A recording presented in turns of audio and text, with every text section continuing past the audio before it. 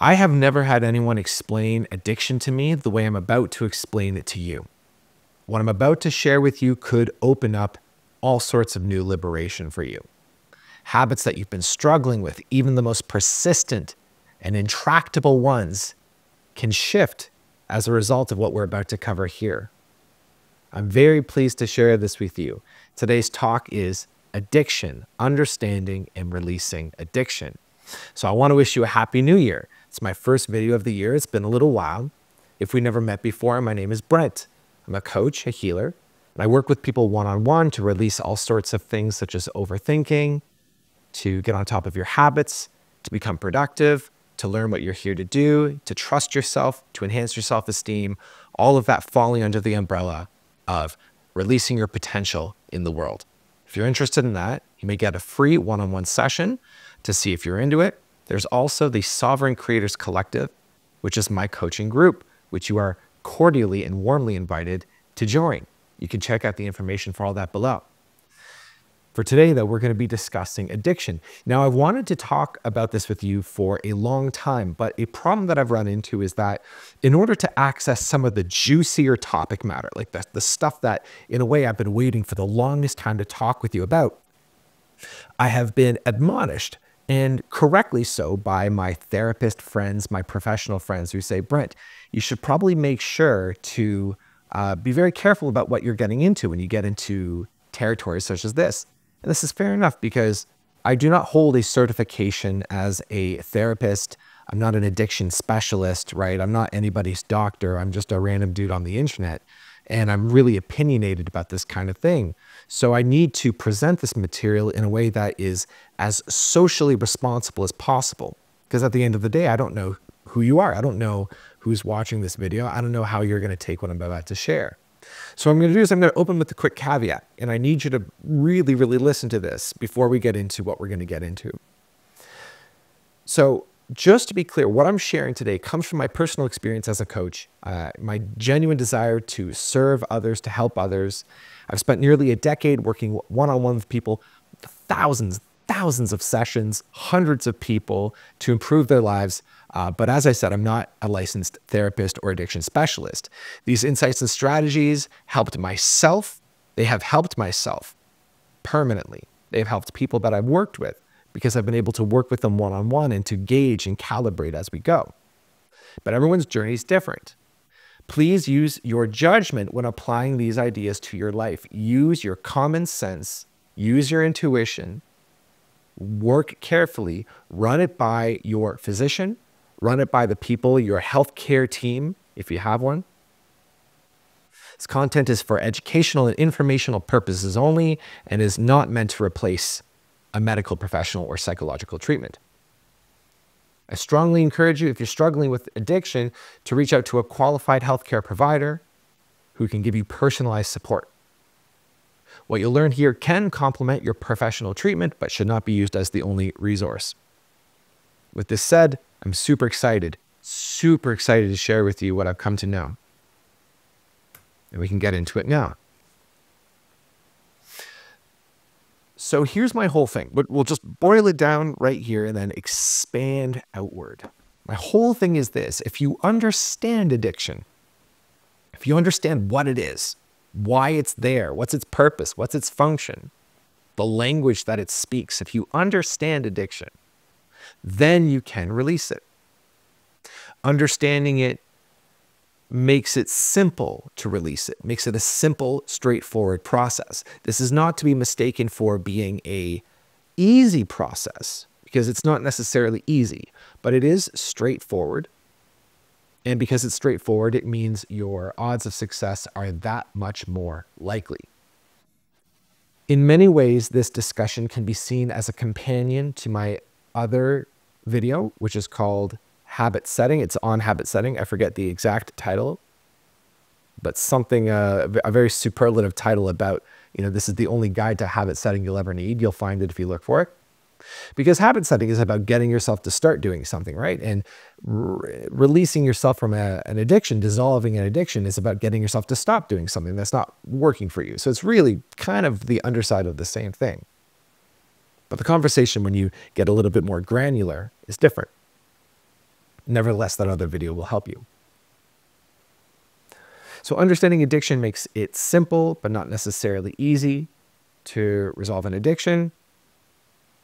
That's the main thing. That's what we're here to do. We are here to understand. So the structure will be, I'm going to tell you about addiction. I'm going to tell you about how it works. And then I'm going to share with you a straightforward methodology to follow to dissolve your addiction. And then as a treat, at the very end, you have to stick around for this whole thing. At the very end, we're going to look at much more specifically what it is that addiction is preventing from happening and how to make that thing happen that we are preventing from happening by being addicted to things. So number one, how to understand addiction. It's a very wide umbrella. So here's the thing. Here's the first thing that we need to establish is that we're used to thinking culturally of addiction as something that a heroin addict has. But addiction is a very wide and pervasive thing. It's part of any human psychology. We are all of us addicted to something. In fact, one way of framing the journey of growth, the journey of maturity, the spiritual journey, the journey of awakening, one way of framing it is to put to a close all different forms of addiction. Is there some sort of end point where we never have addiction ever again? I don't necessarily know, because those of us that we hold up on a pedestal, those of us that we feel are the best example of what it means to be a human. For me, this is our spiritual masters. We have our Matt Kahn, Eckhart Tolle, Wayne Dyer. We have Adi Ashanti, so on and so forth, Muji. And all these people you'll find are still addicted to things. Caffeine. Some of them still drink wine. Some of them watch TV. Some of them are on their phones. And so to me, it seems a little bit more that the end game is not about being free of all addictions completely, although that might still be a laudable target to put in our crosshairs. Really, it's just about weaning off of the worst addictions and replacing them with lighter addictions and just kind of moving the ship along course, like just getting rid of the worst stuff, replacing it with better stuff, replacing worse addictions with better addictions. For example, if you drink 3 cups of coffee per day or 5 cups of coffee per day, maybe if you could replace 1 or 2 of those cups with a cup of green tea, that would be an improvement. And then maybe replace that with bone broth, a very healthy, extremely healthy hot drink that could maybe do the trick with enough work. So this is what I mean, just replacing it with better and better things over time. So here's a list of all the things that you can be addicted to. I was just listing this out as I was preparing to create this for you. You can be addicted to putting things in your ears, eyes, nose, and mouth. And by eyes, of course, I mean addicted to screens, addicted to shows, addicted to the internet, addicted to video games, addicted to podcasts, addicted to music, addicted to having there be some sort of background noise all the time because you can't relax or you can't sleep unless something's playing in your ears, in your nose. I think mostly refers to cocaine. In your mouth, food, drink, alcohol, drugs, just putting things in your mouth, sugar, fat, carbs, salt, just constantly eating, constantly consuming, needing to consume in order to feel okay. You could be addicted to busyness, distraction, and gambling. So just being busy, just having something to do. If you feel like you always need something to do, always need something in your hands, always need to have a task, can't just sit there. You can't just sit there. You have to be moving. You have to be getting something done. You have to be productive even. Gambling, of course, is an addiction. You can be addicted to sex, touch, closeness, companionship, needing people, needing to have people around, needing people to like you, needing people to think you're cool or nice or this or that, needing people to reject you, perhaps. You can be addicted to this kind of thing. You can be addicted to fear, pain, struggle, and suffering. This one may come as a surprise, but it's true. You can be addicted to struggle. You can be addicted to pain. Sort of in a masochistic way, I suppose, but just, it's like the reason why we watch super gory or distressing horror movies. The reason why, some people pick at their skin or their hair, this kind of thing. You can be addicted to ideas, ideals, and identification. This is a more subtler form. But even if, suppose you don't have a cigarette addiction or an alcohol addiction, but you can be addicted to accumulating more knowledge. This is a very, very enticing form of addiction, especially because it's extremely socially sanctioned. Like imagine somebody came along and told you that they're addicted to reading books. You'd think, oh, good for you. That's a good thing to be addicted to. And maybe it is compared to the other ones, but it's still an addiction. Addiction to learning, like pathological learning. Like, I'm on a mission. I'm on a mission. Oh, where is it? Where is it? Where is it? Sort of a distressful form of learning. You can be addicted to standards and ideals, like, addicted to things never being good enough. It's never good enough. Oh, it's never good enough. Addicted to game playing, positioning, and gossip. There's a really fun book that came out a long time ago called The Games We Play, where you can be with a bunch of people and you can just sort of jockey for position among them, right? Like a classic example might be saying to somebody, oh, I love how you feel so brave and not embarrassed to wear a shirt like that. I really envy you. And then that person suddenly feels self-conscious about the shirt they're wearing. And there's a positioning kind of effect. And it feels good to be above somebody or to gossip about somebody. I don't know, what's her problem? What's his problem? That can be an addiction too. So at its core, addiction is a form of delay, a form of avoidance. That's what it is. At the very, very root, if some form of experience comes up in you and you don't like it, you can partake in some sort of addiction or some sort of addictive substance in order to manually change channels so that you're not experiencing this thing anymore, so that you're not feeling this thing anymore. This is a form of force, to use some of our earlier discussions on power versus force. This is attempting to use force on our system so that we can change the channel, so that we can be different than from how we are.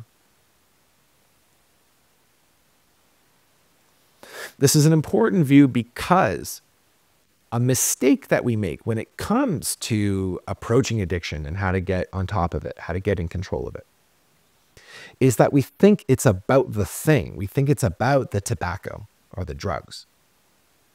When in reality, the thing that we think is so attractive about that thing is not the thing itself. Because remember, that thing itself ultimately is poison. It's a form of poison. But that poison permits us some relief from the thing that we're trying to get away from, the thing that makes us want to partake in the substance. And so an important thing that we're doing here in order for this conversation to be a success, what we're doing here is you need to look around. You need to turn the thing around so that you're looking at the thing that makes you want to partake in the substance, makes you want to eat another donut, say. And because you're not used to looking at this thing, it might be tricky at first. It's difficult to articulate. You don't have a word for it necessarily. Like the closest we have is crave. I have a craving, a wanting, a hankering. But then as you continue to spend some time with it, looking at it, then you'll notice it feels a little bit more like an emptiness, a vacuousness, or an irritation, or boredom, or dissatisfaction. And what's crazy is that it's not necessarily a terrible feeling. This is something we need to keep in mind too. It's not like sitting on hot coals. It's 90% of the time, 99% of the time, it's an irritant. We're sort of just irritated. We just feel not quite at center, not quite comfortable within ourselves. And so that's enough to make us want to just, again, eat another donut, eat another piece of candy so that we can get a hit of sugar and feel right again.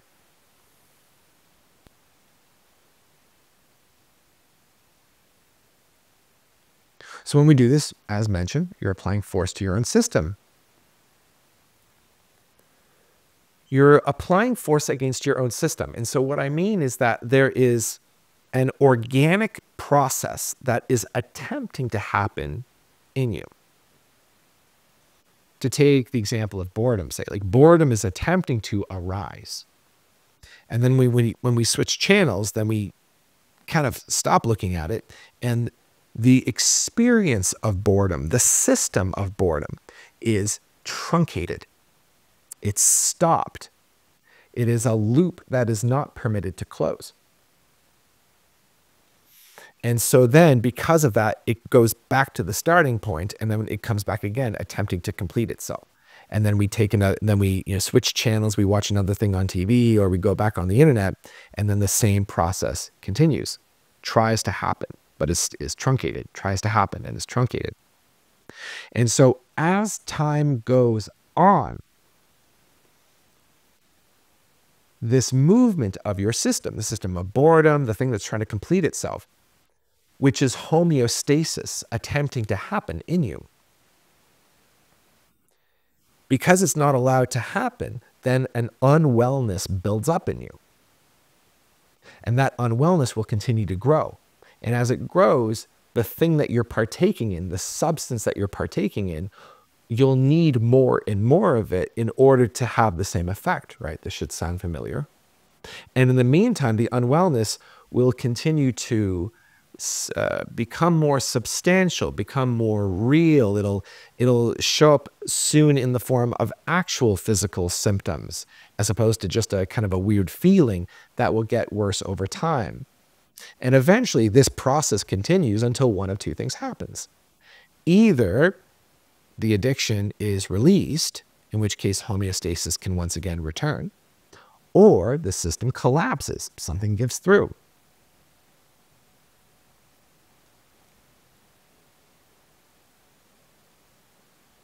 If you're interested in this concept of homeostasis, check out my other video on healing. It's a very long and in-depth treatment on how to heal yourself, and it will go further into that. So that's the explanation of addiction in a nutshell. That's how to think about it. Now, there's another way of considering it in the context of your greater evolutionary journey, which is to see addiction as an impediment on your evolutionary journey. So what do I mean by that? Your evolutionary journey is the one that you're on. It's a journey that all of us are on, where we find ourselves now in our lives moving towards becoming a more fully expressed and articulated and mature version of ourselves.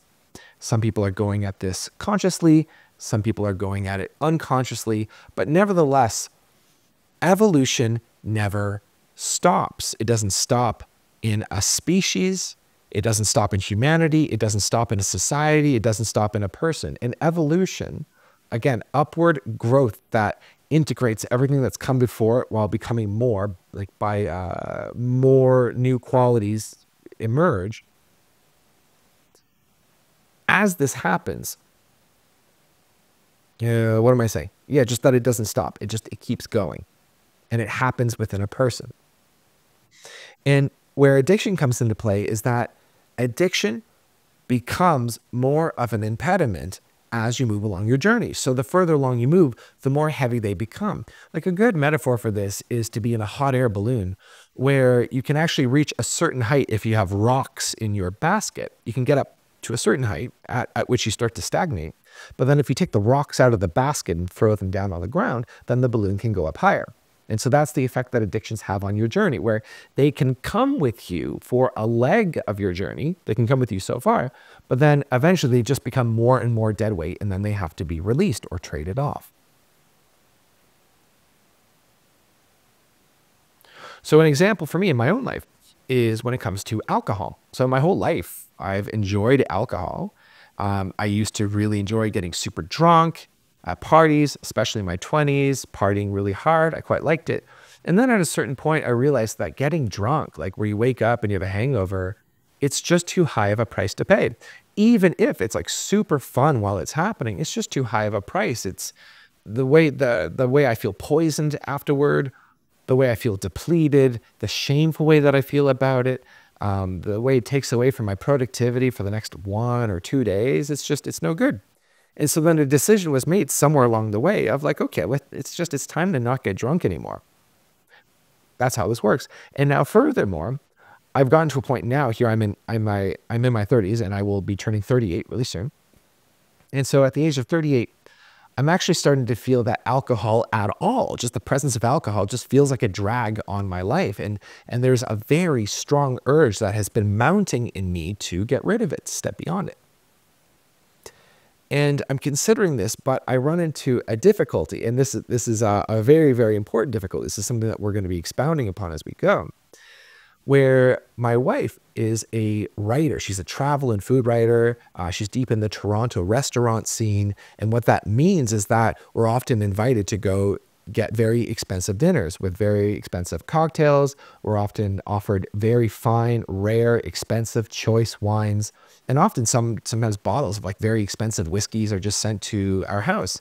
And so these are really difficult to say no to, partly because of the alcohol, but also just because of the rarity of the experience. And there seems to be a lot of value on these. These are just like, if we're looking at, say, a $9,000 bottle of wine, it's just very valuable. Not that I was served a $9,000 bottle of wine, but I've seen videos of them, right? And it's interesting.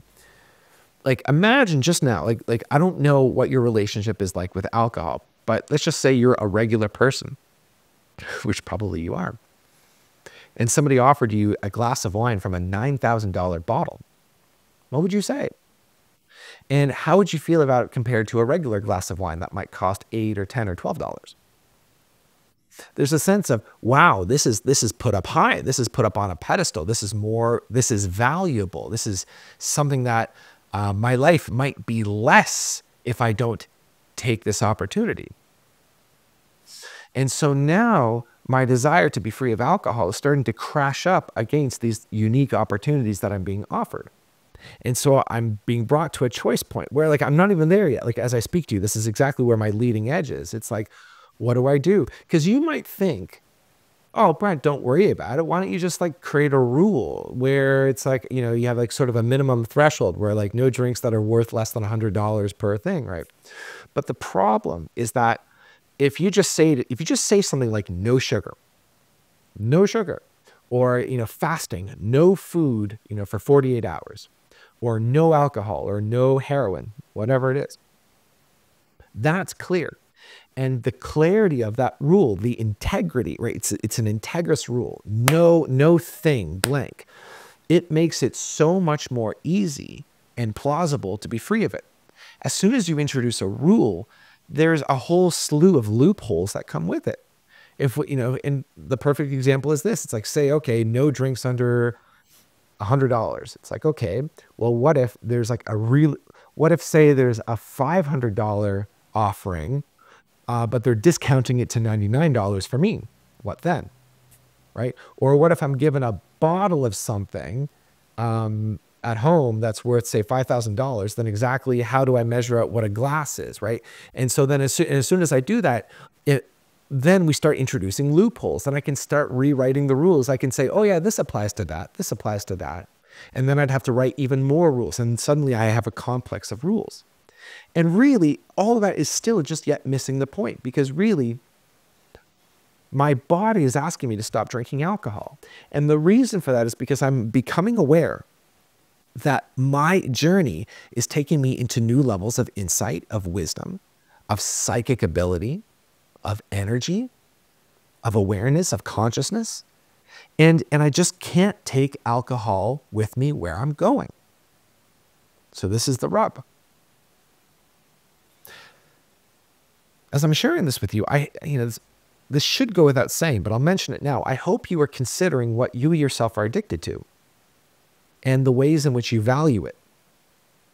So if you have an answer, let's just say I'm talking to you and you can think of at least one thing that you're like, yes, I'm definitely addicted to it. And I ask you the following question. I say, what is the correct relationship with this substance? Being on your phone, playing video games, Tinder, scrolling Reddit, scrolling TikTok. What's the correct amount? Are you willing to answer? Can you think of a correct amount? About a third of the time when I get into a conversation with a client, they go, I don't know. They can't think of it. So take a minute to think of it. For something like cigarettes, the answer might be just a clear no, 0. Nothing is, like the ideal relationship with tobacco is no relationship. Okay, good. And so then let's just say, as a thought experiment, I offer to you a pill where if you were to take this pill, then what it would mean is if you move even an inch over that boundary, so in other words, if you smoke even one cigarette, or if you watch even a minute more of your allotted amount of TikTok, does this make sense? It'll kill you, or whatever. It'll take like $10,000 out of your account or something, right? Just like some really, really bad thing. Would you be willing to take that? Would you be willing to take that pill? Because in most cases, even though you just defined what's your ideal relationship with that thing just a minute ago, when I say, hey, okay, now you have to have it be this way. Are you in? You might go, I don't know. I don't know. And so you see, it's in this space right here where addiction lives. Do you see? It's so sneaky. Why is it sneaky? Because we're sneaky. We are sneaky. The human psychology is sneaky, right? It'll say what it should do, and then it'll find ways to make it okay to do whatever it wants anyways. So just for the sake of simplicity, let's just stick with one example. Let's stick with the smoking example for a minute. You're a smoker, and you say, I want to stop smoking. It's like, okay, here's a pill. Take this pill. If you have one more cigarette, you'll die. Would you take this pill? And you go, ooh, what if I smoke one by mistake? Or like, what if I really need it? Or, oh, can't we just introduce a thing or so? Can't we introduce a rule or a sub-rule or something? So this is why, when I talk about honesty, when I talk about clarity, this is what I mean.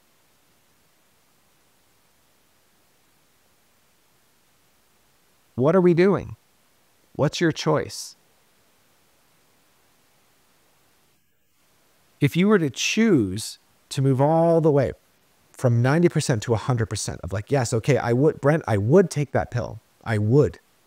I'm ready to take that pill right now. If you arrive there now, as a result of that choice, the timer on your addiction has been set. Its days are numbered. Your journey has been moved on a different path. Does it mean the addiction is totally done right now forever? No. But now the process of weaning it off has begun. An objection that you may have at this point is to ask, well, certainly there are some addictions that are really good for me, such as the addiction to perfectionism, or say workaholism, where I just can't stop working. It's even possible to have certain high-level addictions to things like healing, healing people, to be a healer, to help, being addicted to helping people, being addicted to reading spiritual insights. You could even maybe have an addiction to meditation, although I've never quite heard of that. So it's like, okay, what if I'm addicted to something that's good? Well, addiction itself means that there is a pathology. Addiction itself means that there's a fixation on something. And it means that whatever we're doing is being used as a tool to avoid something else.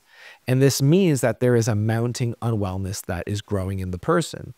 It means that even though we're doing a lot of work or a lot of reading or a lot of healing or a lot of helping, whatever it is that we're addicted to, it means that we're doing it as a form of avoidance, and therefore it's not holistic. It's not a holistic approach to life. It means there are other areas of our lives that are being ignored, and the ship is lopsided and unwellness is growing. And so this is why, regardless of what we're addicted to, addiction eventually becomes something that needs to be dissolved and released. The final point I want to mention here is that the psychology of an addiction, like the psychology that we have around the substance, and I use the word substance to refer to the thing that we're addicted to, right? Regardless of whatever it is. If that makes sense. So like the substance that we're addicted to is that when we look at it, we either consider it to be something that is important and or valuable and or necessary. So somebody who's addicted to cigarettes finds cigarettes to be something important. They're important to me. Valuable. These are valuable to me. Necessary. It's like, no, I need them. I need them in order to get through my day. I need them to get through my life. So as you consider the thing that you're addicted to, consider the way in which you find these things to be valuable, important, or necessary. And what you'll discover as you investigate this is a lie that you're telling yourself.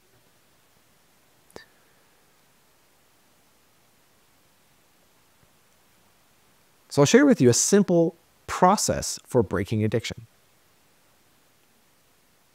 What to do about addiction, how to break free of an addiction. First, recognize addiction as such. In this way, it's similar to the Alcoholics Anonymous 12 steps, where you have the first step, which is to admit that you are addicted. Where this methodology diverges from that is that, according to my best understanding of AA and their 12 steps, being an alcoholic is a part of your identity. It's like you have to, like, just forever say, hey, I'm Doug and I'm an alcoholic. Even if you've been sober for 15 years, you still say that you're an alcoholic. And this is not my method. My method here is to just simply acknowledge that there is addiction, that it's there. And to do it not with this sort of heavy stigma, right? But just as sort of like a common sense thing. Like, yeah, I'm addicted. We're all addicted. It's okay to be addicted, right? Like, so part of this acknowledgement too, right, is that it's okay. Like, you fell into a trap. We all fell into a trap. It's what we all do. We all fall into addiction traps. Doesn't mean you're bad or stupid or dumb or unworthy. Doesn't mean you're undisciplined even. It's just what happens, right? And so there's a forgiveness, an ease around that. The second step is to discover the way in which you laud and elevate the thing that you're addicted to. So again, value, necessity, and importance. In what way do you see this as something important, necessary, and valuable? If you didn't, you wouldn't be addicted to it, right? Number 3, choose for good what position this thing has in your life. So this is the exercise that we were doing earlier regarding the pill. So think of the thing that you're addicted to and decide firmly what is the correct relationship to have with it. Is it to have some amount or no amount? Get clear on that and get clear on why if you're able to.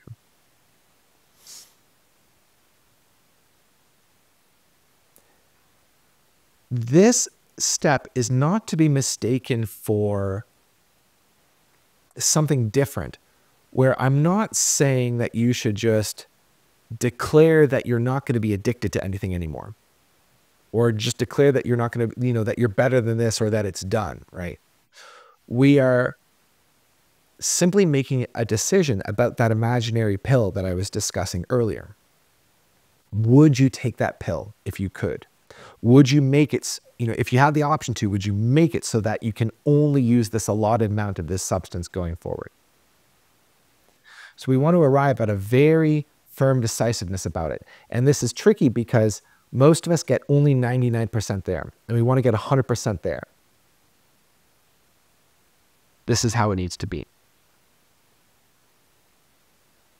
Number 4, now take full stock of how bad it's become, if you haven't done it already.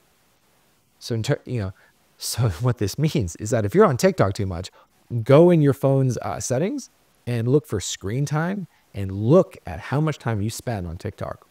Look at it. It's always alarming, right? Look at how much you drink. Look at how much you smoke. Look at how much you eat. Look at how much you weigh. Go get your body fat measured, your body fat percentage. Look at how long you've been paying for a gym membership, but you haven't gone to the gym. How long it's been since you've been to the gym. Totally survey the extent of the damage. And then the fifth step is to create and implement a structure. So only now, with all of these things done, are we now finally in a position to take an action which will succeed, which has an actual high likelihood of succeeding. So if you're on TikTok for 7 hours a day, just get it down to 6 hours a day for the next week. Get it down to 6, and then get it down to 5, get it down to 4, get it down to 3. What's the difference between this and any ordinary attempt? Because again, you might be listening to this and you're like, well, like, what's the difference between this and like anything anybody ever does when they attempt to break an addiction? It's a shift that you've made at your foundation. If you're attempting to break an addiction, but you secretly think you need it or that it has value, then you're screwed.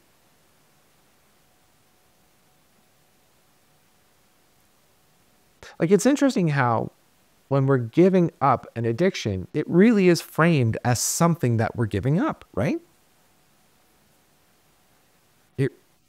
And so what is it? Here's the double speak of addiction.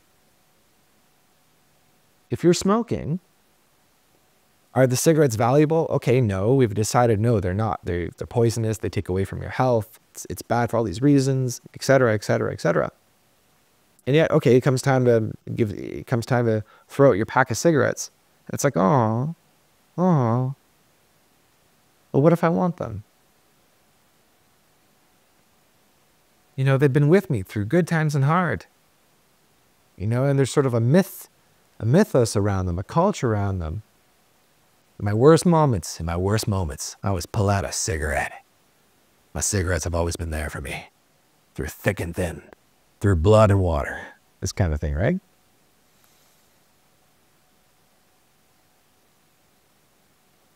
Some of you may also protest when it comes to putting in a structure. Some of you may think, I don't want to put myself inside of a box. You know, I don't want to make it so that I have to go to the gym or that I have to cut off TikTok. I'm just gonna wean off of it. I'm just gonna like do less over time. I'll just practice doing less. This won't work, I don't think. The structure is necessary. If there's no structure, then old addiction can come in.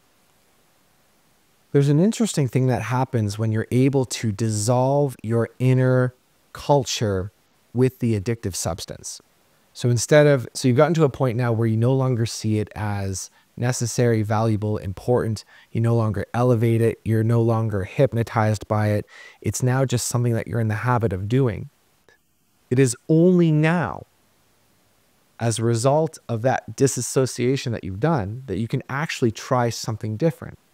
Where maybe in the beginning, you start with a weaning off process where you just do less over time, or maybe go cold turkey if you want to go at it that way. This is sometimes the ticket. But then at a certain point, maybe there's a relapse just because you're in a habit and you're out of practice of not doing it. You can actually take on a perspective that I call allowing the punishment to be enough. Where what happens is, say with something like smoking, which is just such a good example for this because it's so illustrative. It's like with smoking, it's possible for you to just simply smoke and not feel bad about it. Because if you smoke a cigarette and then feel guilty or bad about it, that guilt seems to come off as something that is serving you. It's almost like the guilt, the story behind the guilt is, I need to feel bad about this because what I'm doing is bad. But the full story is, when we do something that we think is bad, it means that we are attracted to do that thing. So we're also acknowledging a secret forbidden attraction to this thing. So we do it and then it's amazing and then we feel guilty afterward. So if you're doing it and you feel guilty, then you're actually adding to the punishment. So instead, you could actually do the substance in this case and not feel bad about it. Just be aligned with it, be congruent with it. This is the method, by the way, of Alan Carr's The Easy Way to Quit Smoking. If you're a smoker, you've absolutely heard of this book. And if you're not, you've never heard of this book. It's a book that you can read that will actually get you to stop smoking. It works. It has a very, very effective, it's very effective. Like, people have used it very successfully. It's better than Nicorette. It's better than so many of these things. And the reason why is because the book doesn't say, I know it's so good, but you have to stop, you bad boy. It doesn't say that, right? Instead, it says, keep on smoking. Like, the premise of the book is don't stop until the very end. You keep right on smoking, keep it going. And then the book continues. Well, I'm not going to give away the secret sauce, but that's, he says that in the beginning. Nevertheless, there is a theme, here as in there, which is at a certain point, as you engage in the substance, it becomes so bad that you can just let the punishment be enough. Just if you drink a whole bunch and then you're hungover, you don't need to make yourself feel bad about it, because making yourself feel bad about it is a covert way of keeping it going. You see? It's because that guilt causes that truncating mechanism that we're talking about earlier that doesn't allow homeostasis to happen. For people who have not been given a culture about a thing that's bad for your health, generally, if it's poisonous, if it's toxic, then you just stop doing it because it sucks. It sucks to do things that are toxic. So of course, you have to be very careful with this kind of thing, because even this sort of territory is still tricky, because you might receive this and say, okay, Brent's just saying, don't exercise any self-restraint and just go ahead and do this thing. It only works if there's no way of justifying what you're doing. So in other words, let's just say it's drinking now, just to switch to a new example. It's drinking.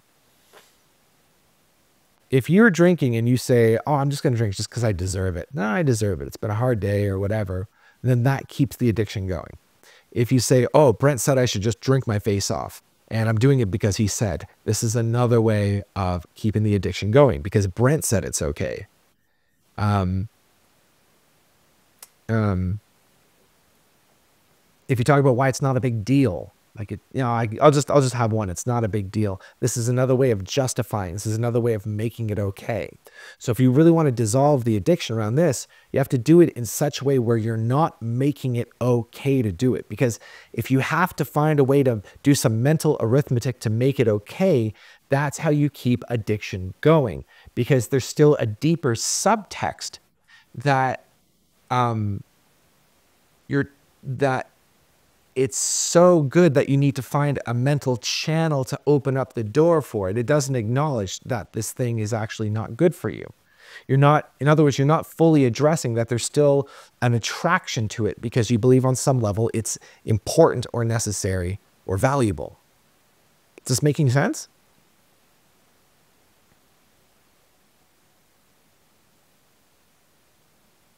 So to break the addiction, it can be done with, you can do it both ways, and these methods complement each other. Just weaning and just weaning, or doing it, but doing it with total congruence, doing it on purpose. And I can absolutely recommend weaning, but doing it with congruence. You should do it very carefully and make sure that you totally understand what I'm talking about before proceeding. I have a client that I'm working with. This is the one that's on TikTok for 7 hours per day, and all this shame about it. And so the first thing that she did was she just took stock of the fact that it was 7 hours per day. And she was like, and we met the next week, and she was like, oh my God, this is so bad. It's so bad. She felt so embarrassed. Poor lady. And then I said, good. All right. So going to the next week, your job is to keep it up. Your target is to make sure that you hit 7 hours per week. And so you can see now I flipped the whole narrative. It's like, okay, you have to. As we met the next week, and what happened, she didn't go on TikTok at all. At all. Because the culture had just been suddenly deleted around it. It's not what we're talking about here. So good. This brings us to part 4. I hope you've been enjoying this. This is I'm relatively pleased with how this is coming out. Let's end this conversation by talking about the thing that addiction is trying to do for you, but it can't do. Only you can do it. Which is to complete the healing, which is to allow homeostasis to occur. Very, very simple process. And this will help in your attempts to wean off of the addiction, because now you're actually insourcing that need that originally got you in that spot to begin with.